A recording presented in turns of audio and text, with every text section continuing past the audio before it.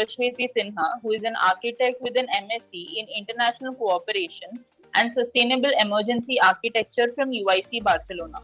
Her work is focused on sustainable mobility, public spaces, and post disaster rebuilding and response. Her experience ranges from working with Urban Strategic Planning Committee at UCLG World Secretariat to planning various area development and urban design proposals for Tirupati and Amaravati capital city as part of UDP International, where she is currently working on transit-oriented development projects. She is also the founder of UrbancoLAB, a street benchmarking data initiative that works towards sustainable design and research for cities. Today, Ms. Sinha will speak on human scale transit development for metro. So let's welcome Ms. Sinha. I'll like to take the discussion to a new level and more of just try to create some discussion around not the metro station area, but more specifically also the areas around the metro.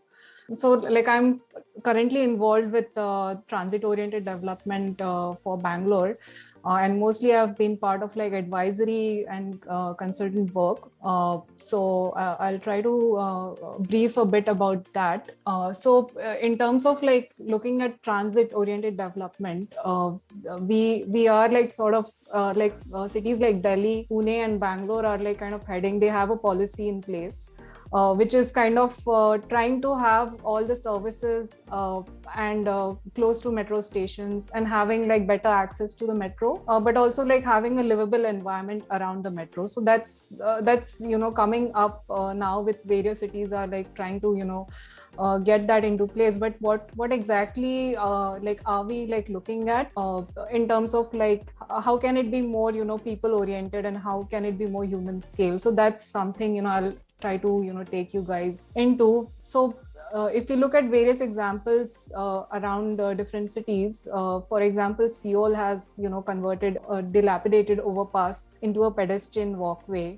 So more of how do we actually access the metro is very critical, and we need to think of new ideas as to how can we have better accessibility to the metro. And it's also about pedestrian access, but also how can we have different elements like walking and cycling reaching the metro. So this is an example of Tokyo Station, which has completely very walkable friendly environment, but also it directly connects to different buildings around the station as well. So another aspect about to take from an example like Tokyo is they have land value capture mechanism used. So if the railway station has extra land, the volume transfer is done so that it becomes financially sustainable as well. So there are buildings, commercial and residential buildings that will come up near the railway station if there are vacant lands, and that cost is then transferred to the railway station area. So the FSI that the railway station might have is used by the surrounding land. So and the other aspect is also they have these different commercial and retail activities happening around the station, so which kind of makes it possible for them to even maintain the station areas and make it financially viable. So they also have a location based planning system. So if you look at Tokyo, they have done planning, ward level planning, which is closer to the stations and how it can be more sustainable. So this is an example of Shibuya station where they have multi-level pedestrian activity happening. It is one of the busiest stations in Japan. So you can see the connectivity between having commercial areas around the station is there. So there is an coherent interconnectivity that is happening between different areas around the station. If you look at Kyoto station also, it has a different, kind of, it also works as a public space kind of, and then there is inter-level connectivity happening. So specifically, I want to mention about these stations because they are using underground space as well. So we can where we don't have space, we can actually use that for various stations. The other aspect is again about bicycling infrastructure. So there are different ways to, like how can we, have walkable areas around the metro. So one is like the bicycling infrastructure. So if you see this example, there's also underground parking for bicycling happening. Another aspect I would like to speak about is how are we like actually looking at the streets around the metro? How can we make it more friendly for people to experience walking and just ease of access, basically. So this is one of the major streets in Barcelona. So they have like a shop line which is happening at the ground floor. They have more space dedicated to walking and cycling. And tree-lined streets as well. This is a heritage market that is there.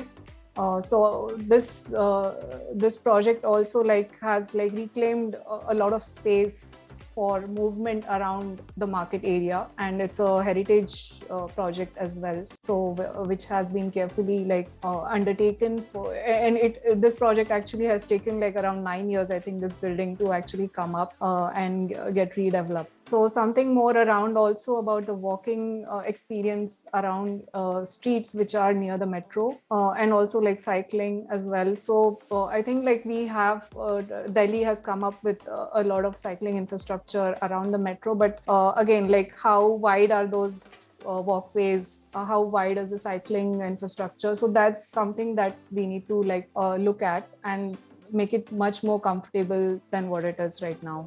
Again, this is Chhatarpur from Delhi. So they already have done Chhatarpur station like quite well. It kind of looks like a place for people to come together. Then the fourth aspect I would like to speak about is the density around the metro. If we are like actually thinking of redensifying, how exactly should we redensify? If you look at Tokyo again, like it's like 6,000 persons per square kilometer. If you look at Paris, it's 20,000. So you cannot like really relate the building height with density in certain scenarios. The building height may not be part of like the density increment. It's also like how are you building around the buildings as well. So this is one aspect I would like to speak about. And then the station design as well. I think we already like looked at examples that are happening in India, but I would like to also highlight like how we can like have a new level of aesthetics coming in, because we are actually building metros expanding rapidly right now. So I think this also I already mentioned, like having like shop lines and shopping areas on the ground floor of buildings is going to like create a different kind of activity at street level. So that's critical to happen around metro areas. I'll just like put in a glimpse of like some proposal that we had worked on for Tirupati station, which was actually outside, like in the vicinity of the station. So it was more of like having a pedestrian environment. So it has a heritage pond next to the railway station. So we had like planned pedestrianization and having some tree plantations around this heritage area. And then like also like having like shade elements. For example, we can have like shaded elements for streets so that people can walk in comfort. Then I think culturally also like we can have different aspects within the design coming up. This was like the pedestrian plan for the area around the station, and kind of like put the circulation of vehicular movement on the main streets, and then the smaller streets would be more of only pedestrian and non-motorized transport oriented streets. We are like actually also working on a digital tool for street benchmarking. So this was actually part of one of the previous sessions I had attended with ACE magazine. So you guys can also look into it. So we are basically kind of collecting data for streets, which would relate to, for example, how safe are those streets, how accessible are those streets, and then we are kind of like looking at making proposals based on how a kind of inclusive environment for these streets. So that's something I'd just like to add on here. It was actually part of EIT Urban Mobility program as well.